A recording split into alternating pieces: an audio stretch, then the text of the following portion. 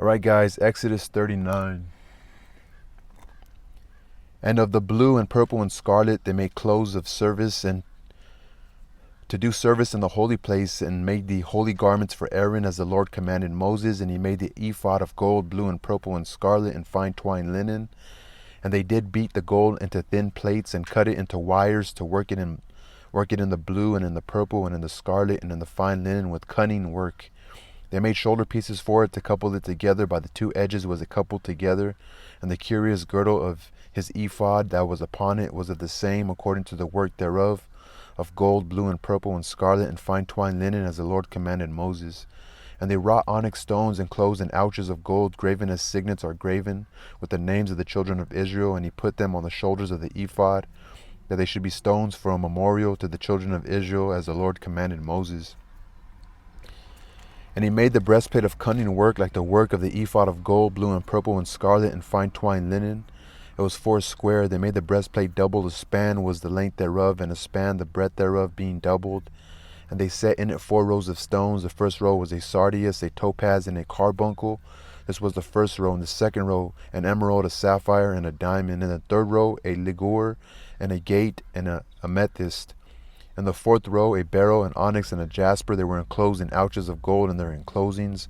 And the stones according to the names of the children of Israel, 12 according to their names, like the engravings of a signet, every one with his name according to the 12 tribes. And they made upon the breastplate chains at the ends of wreathen work of pure gold. And they made 2 ouches of gold and 2 gold rings, and put the 2 rings in the 2 ends of the breastplate. And they put the 2 wreathen chains of gold and the 2 rings on the ends of the breastplate. And the 2 ends of the 2 wreathen chains they fastened, and the 2 ouches, and put them on the shoulder pieces of the ephod before it. And they made 2 rings of gold, and put them on the 2 ends of the breastplate upon the border of it, which was on the side of the ephod inward.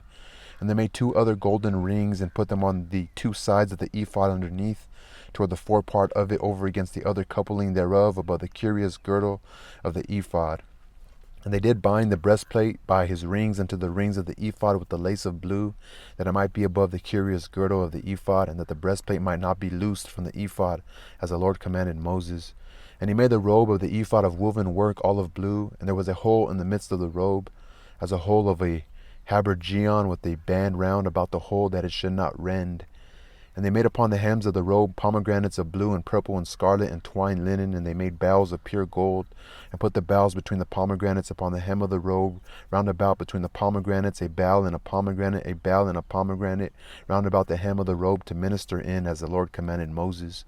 And they made coats of fine linen of woven work for Aaron and for his sons, and a mitre of fine linen, and goodly bonnets of fine linen, and linen breeches of fine twined linen, and a girdle of fine twined linen, and blue and purple and scarlet of needlework, as the Lord commanded Moses. And they made the plate of the holy crown of pure gold, and wrote upon it in a writing like to the engravings of a signet, holiness to the Lord. And they tied unto it a lace of blue, to fasten it on high upon the mitre, as the Lord commanded Moses. Thus was all the work of the tabernacle of the tent of the congregation finished. And the children of Israel did according to all that the Lord commanded Moses, so did they. And they brought the tabernacle unto Moses, the tent, and all his furniture, his taches, his boards, his bars, and his pillars, and his sockets, and the covering of ram skins dyed red, and the covering of badger skins, and the veil of the covering. Ram skins and badger skins?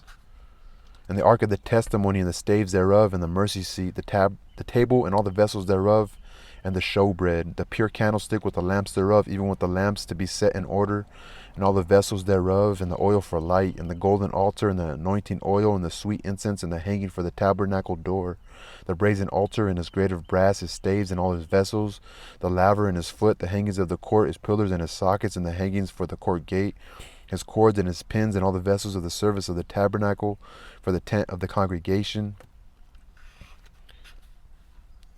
the cloths of service to do service in the holy place, and the holy garments for Aaron the priest, and his sons' garments to minister in the priest's office, according to all that the Lord commanded Moses. So the children of Israel made all the work. And Moses did look upon all the work, and behold, they had done it as the Lord had commanded. Even so had they done it, and Moses blessed them. So Moses was pretty powerful if you think about it. Moses is pretty fucking powerful, if you really think about it. He might have been the leader leading them out of Egypt, etc., you know. It's hard to think that there was no bloodshed. I mean, they literally just ran away. Pharaoh let them go, and then when they left, he said, "What did I do? You know, there's nobody, there's no labor." And so when they ran away, he went to go chase them down. And then it's hard to believe there was nobody, no sword fighting, or I don't know. I just pictured Moses being very powerful.